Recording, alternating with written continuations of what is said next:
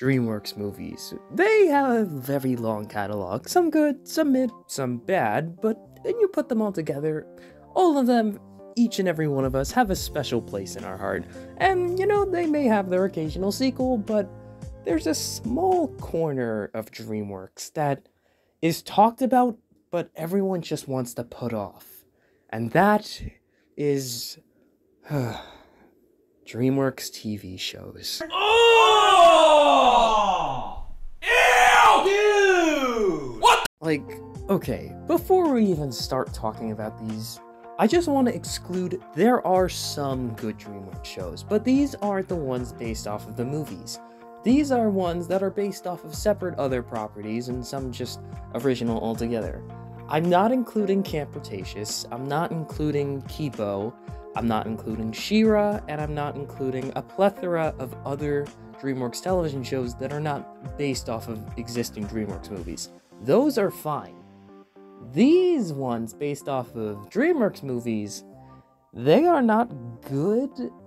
Some of them are just terrible, and some are just very mediocre and really only made here just for the die-hard fans, since they can't get their fill of sequels. And this ain't it. It really isn't. Like, here, let's just take a look at Kung Fu Panda: The Legends of Awesomeness. Princess. Oh man, I am perfect for this gig. Because if there's one thing I love, it's kids. Okay, to start off, right off the bat, all of these DreamWorks shows, their budgets go down the drain. They are in the dumpster. And can I blame them? No. But they look horrible regardless. It is really hard to look at some of these shows compared to their counterparts. Like, it's kind of sad that some of these shows kind of go out this way, but I guess that's how the system works with DreamWorks Television, which is a complete separate division of DreamWorks. They make some interesting shows, aside from the good ones. Majority, really, really bad. And today, I'm going to be selecting from each franchise and talking about their shows.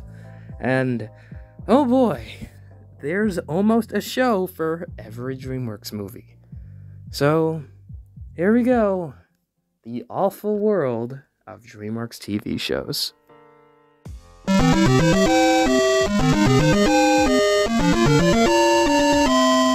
Now obviously, DreamWorks' first big franchise, Shrek. Now you would expect it to have a show, and it actually doesn't. It may have a few specials under its belt, but it doesn't actually have its own dedicated DreamWorks show, which, you know what, makes sense, and maybe that was for the best. But you know, maybe we can leave this franchise alone. Maybe we'll just... I just remembered that I forgot the Puss in Boots side of the Shrek franchise. So, after the first Puss in Boots movie, we first got our first spin-off to the Shrek franchise. It did surprisingly well, and it was only inevitable for us to get a show for Puss in Boots, that being The Adventures of Puss in Boots. Now, this show came out pretty far after the original Puss in Boots movie, and it was supposed to take place before. Now, I mean, in 2015, maybe we could get some pretty good animation out of this, and good lord. Okay, so apparently this takes place before the first movie. Puss in Boots uncovers this town called San Lorenzo, and now is defending it. We meet some interesting characters. You meet a character that begins to swoon over, and then it's never canon ever again, because Kitty Saucepaws obviously exists. And you know what? Out of all these shows, I think this voice actor does the best job of pulling off the Puss in Boots voice, and out of all the voice actors you could possibly think of, it's actually Eric Bonza, voice of Bugs Bunny, Daffy Duck, and plenty of Looney Tunes characters.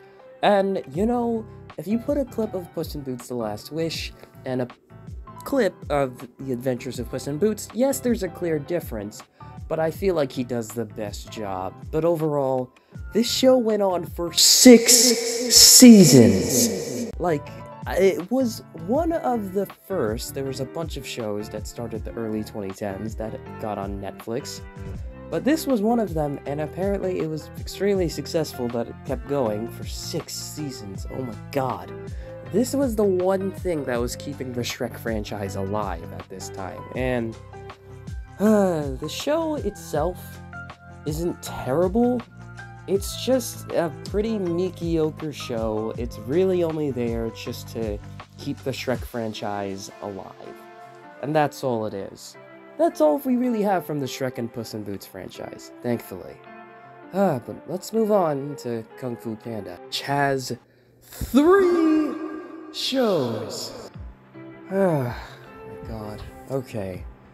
Now, the first one was Kung Fu Panda, Legends of Awesomeness, which was a show that actually aired on Nickelodeon. But I can't even say that this was the times, because there were better 3D animated shows around this time. But good god, the animation on the show is so bad.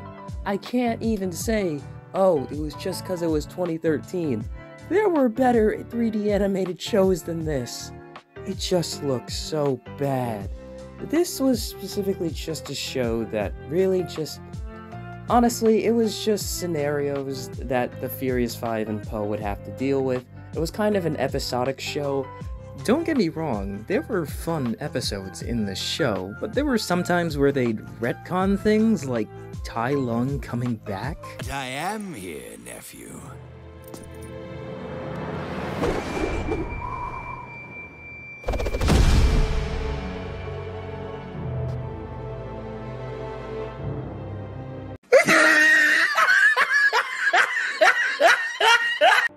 I literally couldn't even keep a straight face during this scene. There are so many times where the show tries to get semi-serious, and the animation just does not help it at all.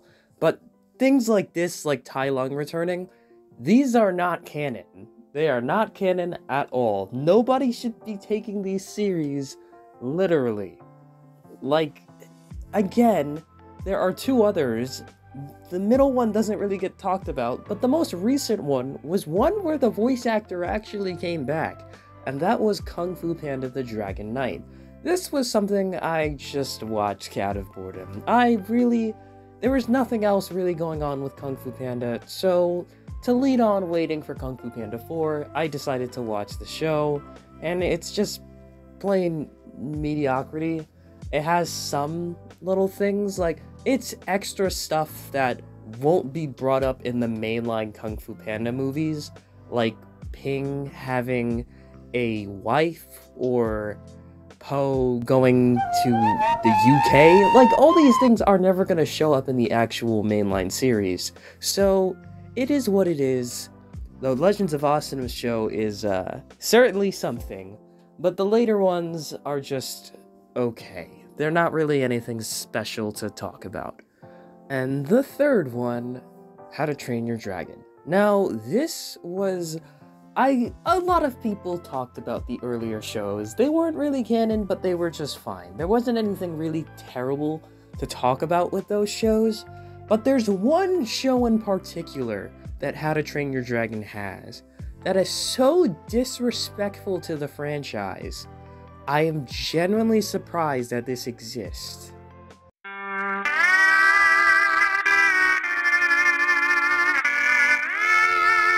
How to Train Your Dragon: The Nine Realms. They really pulled a Boruto on this, and set the series 1,300 years after How to Train Your Dragon: The Hidden World, where we see dragons in modern times, and it's been kind of forgotten that they existed. And, this was one of the worst decisions they've ever made with this franchise, because the show is so unbelievably bad. All of the characters are so hollow and soulless, and the dragons are just copy and paste of the original characters' dragons. I kid you not. You can see where they're pulling from with the dragons. Okay, of course, they're gonna have something to stand in that looks similar to Toothless, sure. But the rest of them it's straight up from the original movies. And on top of that, they were thinking this was the next big thing for the franchise. And it just wasn't. Everybody hated it. I mean, if you know who Razorblade is, he tore this show to pieces. He had to deal with all the 52 episodes this was on. Thankfully, it wasn't on Netflix, it was on Peacock, which, I mean, who uses Peacock? But all in all, it was just a disrespectful thing to the franchise, and I'm pretty glad that it ended a few months ago, so thank goodness for that. Now, those are DreamWorks' big three. Those franchises are the franchises that made DreamWorks, you know, DreamWorks. And they needed something else, because How to Train Your Dragon was technically over, Shrek hasn't gotten another movie since, well, Shrek Forever After, and well, Kung Fu Panda is the only one still going strong. So, who's the next big one for DreamWorks? And you guessed it, Boss Baby!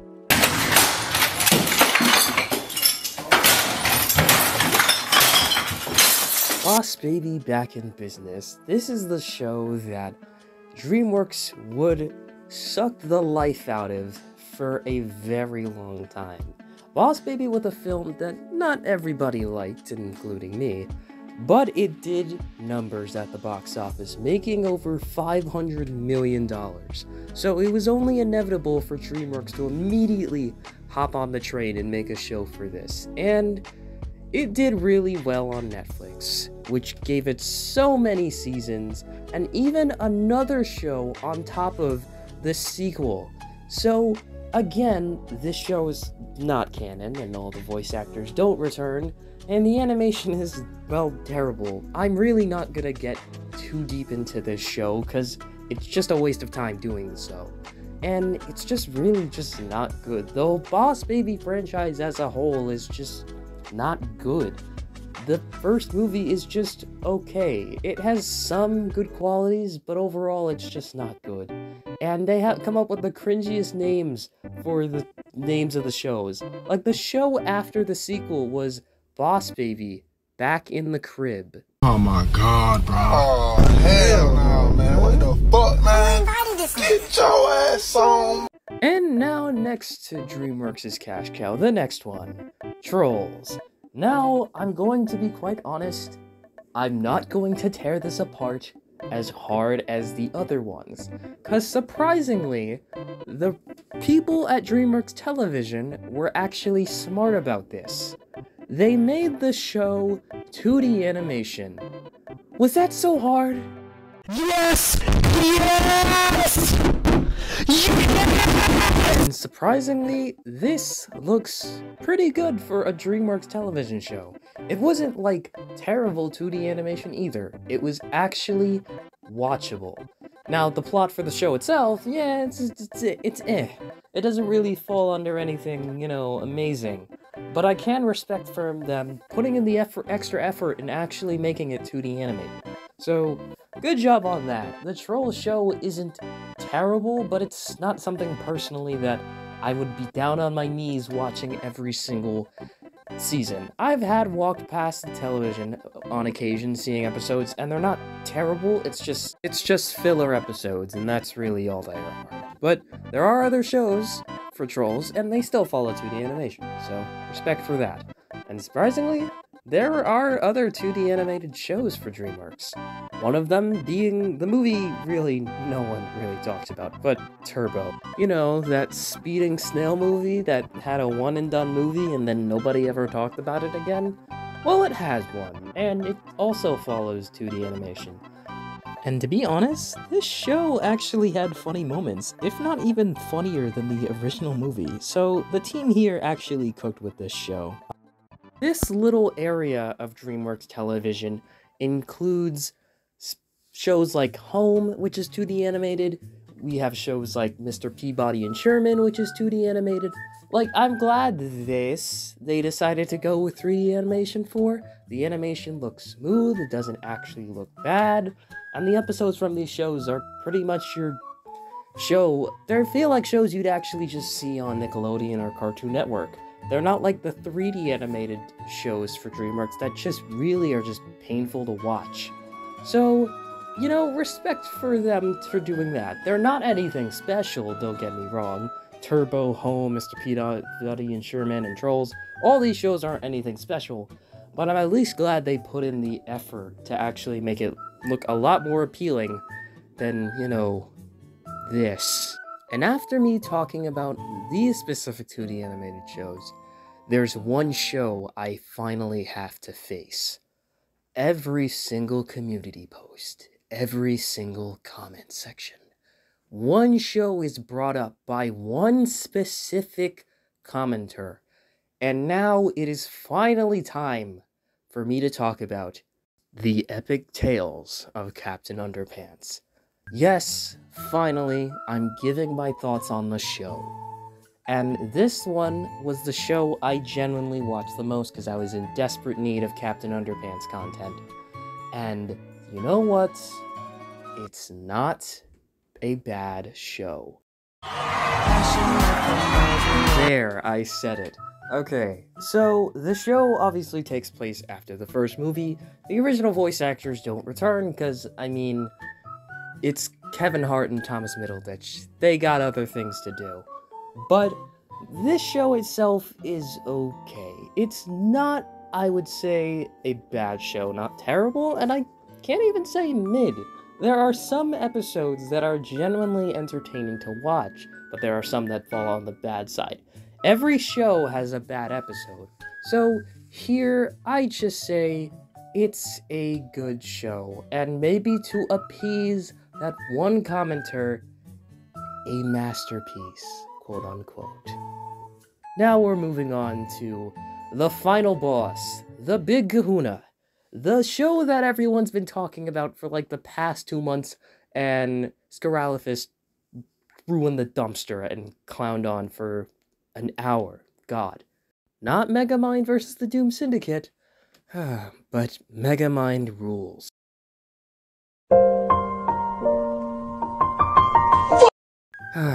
Taking place after the, not sequel, but pilot, Megamind vs. the Doom Syndicate, this follows him trying to be an, internet influencer, taking all the villains down in Metro City. This was the shortest out of all of them for me to watch, but they were the most painful 8 episodes I've ever had to sit through.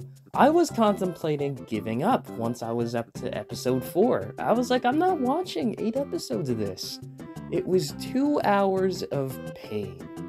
And, after finishing the whole series after that stupid post-credit scene at the end of the Doom Syndicate, it was such a waste of time. The animation is terrible.